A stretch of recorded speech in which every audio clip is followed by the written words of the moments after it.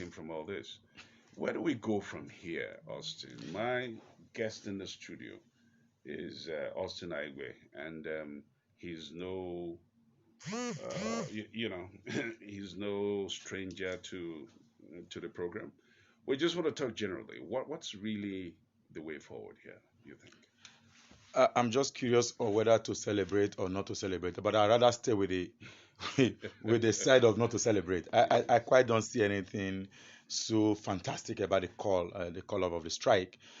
For me, we just wasted 9 months. Hmm. We just wasted 9 months because the whole essence of the 9 month strike Hmm. is ended up with a promise. Absolutely. Because it was on this show I had said that uh, if ASU call off the strike without the resolution, they must not go on another strike.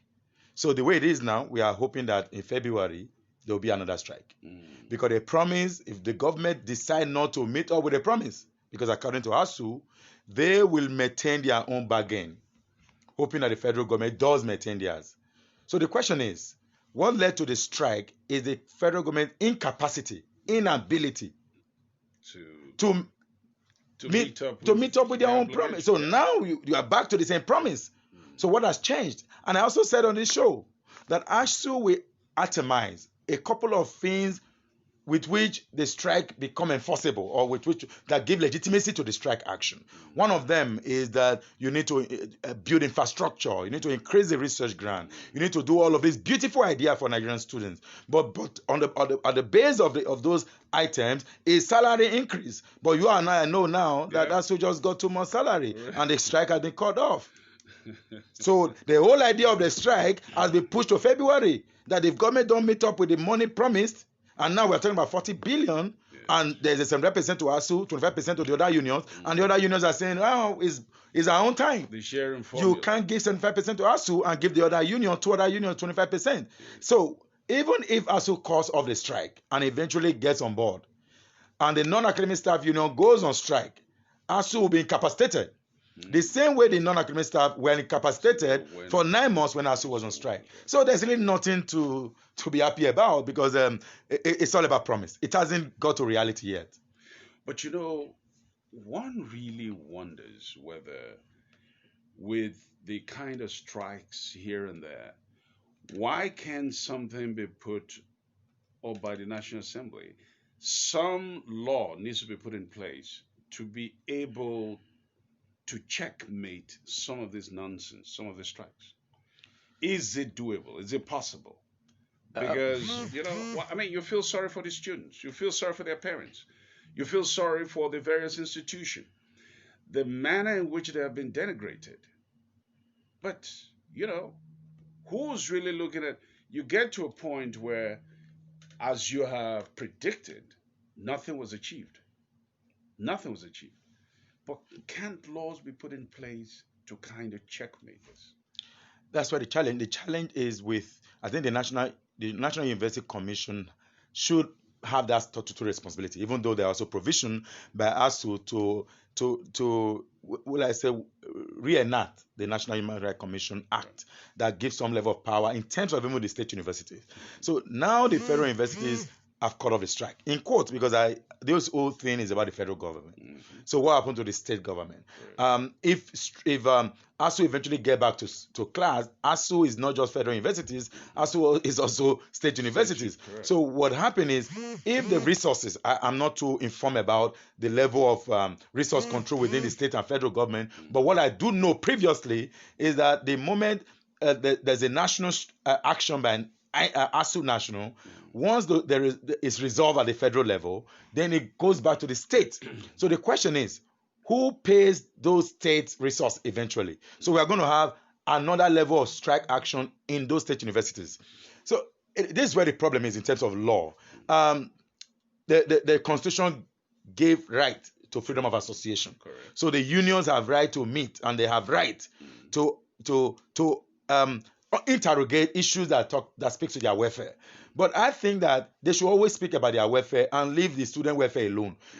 Even though the student welfare arguably it matter a lot, because I think I like what ASU the position about infrastructure. upgrading the system itself. The Nigerian education system is almost, in quote, a useless system. ASUU have got the responsibility to increase the reputation of Nigerian universities, that according to ASUU, to compete with the global community. But when you compete with global community don't engage in strike actions. So do you use strike to compete, or I don't know, and that's why I'm saying that the strike action didn't actually make didn't actually achieve the purpose. Because if government refused to invest in those universities, or if the federal government eventually invests, because you're not going to tell the federal government to go and invest in Ebonyi State University, you're not going to tell the state to even go and invest in Lagos State University or my university, Ambrose Ali University. They are going to concentrate on the UIs of this world, the Unilag of this world. So it's left for the state governors of those respective states to then invest. So if those states lack resources, exactly now that we are in a recession, resources is low. How if the state governors are unable to engage at that state university level, then the ASUU of those state university goes on strike, then another level of negotiation begins. So it will no longer be national. Nobody will focus on state university strike. Everybody focus on the big one, that's the national level strike. I don't know, but you think the national one gives some kind of cover for the state ASUU? Is that clearly? That's what I'm saying. I don't know the new level, because there's no coverage. Because what I know about ASUU, there's ASUU national, yes. Right. ASUU does fight struggles at the state level, and usually where there's national issues, state university, because it's one ASUU. There's no two ASUU. It's one ASUU. They have chapters at each of the university level. So, but the question is, the argument by ASUU is a national one. It is not state. And at this moment, we still operate a federal Nigeria, where state universities, the law enabling those state universities are laws passed by the State House Assembly, not the National Assembly. Right. So in comparison with what will happen with us, with UI of this world and the UNN of this world and all of those. So you can't compare the appointment, including appointment and payment of salaries, rest squarely with the federal government. So the Minister of Education, the National University Commission, controls federal universities. However, the National University Commission does have a role to play in terms of accreditation of courses at all of the university level, but not the payment of staff salary. So the question is, where do we meet? Because right now, 2 months salary has been released to ASUU, to workers who went on strike. And if you check the resolution, that that no member of ASUU will be I don't know which word to use now, trying to find a suitable word, will not be impacted by going on strike. So which means you're already protecting your members. So these members are all across the board, because they could go, the ASUU National could go on strike if the state government eventually negatively impact on any ASUU member at the state university for reason of strike action. But the question is, if the state university refuses to pay the salary own workers for these 9 months, so what then happen? Will the national ASUU go on strike again? Of course, no. Because the federal government with whom you have business with has resolved your problem. Now we have an uphill of another challenge with the state universities. And these are now state governors who need to set up their own model to then resolve the crisis in those state universities. That's the crisis we have. Because, and don't also forget, the UTA and the IPPIS issue has no business with state. Correct. State payment of salary at state level is still at the domain of the state Ministry of Education. It has no business with the federal government. So when you pay salary at the federal government level, and because why I know that it's 2 months that have been paid, because I have interactions and I got to know that 2 months salary has gone, and ASUU chair has confirmed that some payment has been released, some, and now he didn't talk about state payment, but I know because I've been we in my age we have been victims of ASUU strike leading up to more than a year. This is even 9 months. This is good. I stayed at home for over 12 months. So it's not new, but what pains me is that it is the same issue. It is the same issue. It is the same issue. Upgrade of universities, research, all of that. Then below the item is the welfare of staff of ASUU members. So when you meet the welfare of staff, we are good. Then let's let government meet up with their own promise. The same thing. ASUU, nothing has changed. Can't you change the philosophy? Can't you change the strategy? Why don't you go about receiving your salary and asking government? So just continue. If the government are not willing to upgrade their university because it's a system. You are just an employee. Why don't you go ahead and then continue to speak to those issues rather than going on strike for those issues that your strike never actually resolve? So basically, the upgrade of the universities, that's just a further, you know. It's a painful scenario. It is. It is. It's so unfortunate.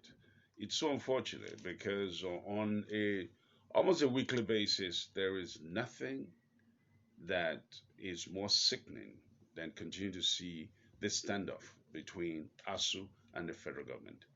And yet you have these kids when they now say hashtag, you know, And that's a strike. end ASU strike, it becomes another palaver. I actually tweeted about that all this end ASU strike should not be the issue. Yes, Our agitation should be end the issues. yes, Ending ASU strike that we have had now has not resolved the issue because the issue is still at the promise level. correct.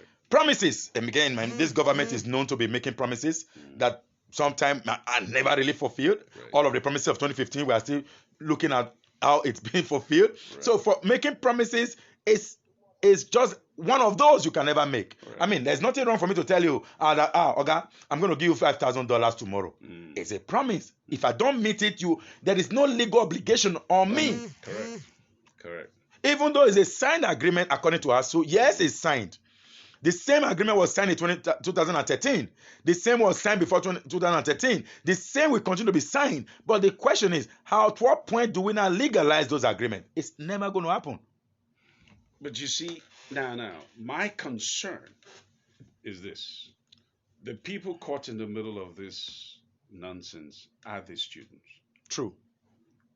At what point can ASU in particular be made to see the fact that whatever their mandates are in creating ASU or whatever to be able to deal with their problems, at what point do they realize the harm that they're causing the students and look for other means of alleviating this problem? I think it's all about the same divide and rule. So students, you see, we are good teachers to you.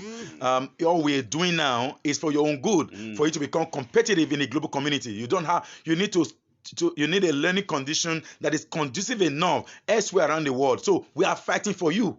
So the students see themselves as being fought for. So what ASU does is for the students in the real sense of it. But underneath those struggles are other issues of the welfare of the staff. So why can't ASU, if ASU must truly fight for students, they must take away welfare of staff. Right. Even though welfare of staff is also part of the working environment. I mean, with all due respect, it is, because if the teachers can't go home happy, the students will never learn happily. Yes. Then it becomes a burden of transfer. You then transfer those burden and say, well, since the welfare is not okay enough, like we used to have in those days in our primary school level, where our teachers come to the classroom with melon, and we have students, when you break rules, you have to then break the melon the whole time. Yes. So it's your punishment, then you are serving the teacher. Yes. So the professors, the teachers in our university can then create a means to push the burden of their own care to the students. And that was a beehive in the university community at the time, where and that were sold what we now know as blocking, even though it's no more. Teachers, you want to have an A or a B or a C, then you upgrade the teacher's pocket and it gives you the grade that you want. So people ended up having second class upper or even first class in some cases, who couldn't even address the cost for which they have ended the first class degree. So it's a scenario that we must address together. Right. But I think there's a strategy ASU could deploy. Working with NANS, because the student body also has a union. So NANS are threatened that if they don't call us strike, we're going to do XYZ. Today, strike has been cut off by 12 noon today, or formally the strike will be cut off because it's still not cut off. Okay. And they could actually meet at neck level and say, no, 11:30, we just discovered that the promises is not going to work, so we suspend the call-up. So it can happen. So we are still before 12. The end of strike will officially take off by 12 noon today. Why can't you sit with ASU, NAS, to say, the same way we have national ASUU and we have state ASUU, we also have national NAS and the student union government body at the federal state universities. Why don't you sit together to say, these are the issues? Do a comparative analysis, do a comparative study, get this NAS student, this student body to go around. You can sponsor them to university like in Ghana, which doesn't really cost a lot. Or you can do an exchange virtual meeting. You don't even need to go to South Africa or the US or the UK. Just do a simple virtual meeting. Let people tell you what makes a school to be a school. Number one is actually research. It increases the level, how much your faculty members are able to bring research grant to your university, not necessarily how government fund the university. So your school is rated based on your research, particularly your attraction. And when they do that, they then look at this number of students who get job immediately after graduation. Those are the basic for measuring effective school. I went to NYU Wagner and we were top number 6 in the entire world in policy school. Why did we top that? Because when you graduate from NYU Wagner, it gives you a level, it gives you an edge. And professors of this university, the way they are rated, or the way the entire school is rated, is those grants, the research you put out in a year. So tell me, sincerely, we now have what they call the fund, the university grant. What's it called? This agency that fund professors research grant. Yes. And what did we hear at the time? That some professors ended up marrying another wife with research grant. That some professors ended up buying new cars with research grant. So knowledge is not an issue. What is an issue is your pocket. And that is killing the system. If we cannot turn out researchers, how corruption is one of the greatest problems in this country. If we cannot turn out researchers that addresses corruption to the root basis, like Peter Eke did many years ago of the two publics, that we are still quoting Peter Eke today. No other research has come up to address corruption. What is another issue? We have insecurity. We've left it for the military. Where is academics to deal with the issue of security? How do we deal with the issue of Boko Haram from the academic standpoint? There's no research. But we are buying guns and buying arms when there are intellectual capacity to address this to the ground without necessarily fighting wars. ASUU, we need more of your think tank. And there are very intelligent members of ASUU in our universities. I know many of them, and I give them with all due respect. However, those who controls the fragment of the leadership of ASUU, just the same way in every union or system or country, the leader determines what eventually happens. So the point you've just made is so relevant in the sense that if ASUU were to be more creative in terms of literally, attracting the types of grants and scholarships for most of their researches, etc., they will be less dependent on the federal government, number one. Number two, I think they'll be more relevant globally based on whatever it is that they can achieve, and which in itself attracts more grant, more money. But this one that you depend on government and you sit home and you go do other jobs while you're not really very crazy about going back to the classroom as a lecturer, I think it speaks volumes. Listen, Austin, I think we need to end this one. We're going to do a special on this ASU subject, and I think I want you to participate because we're inviting one of the professors who has agreed to be on the show.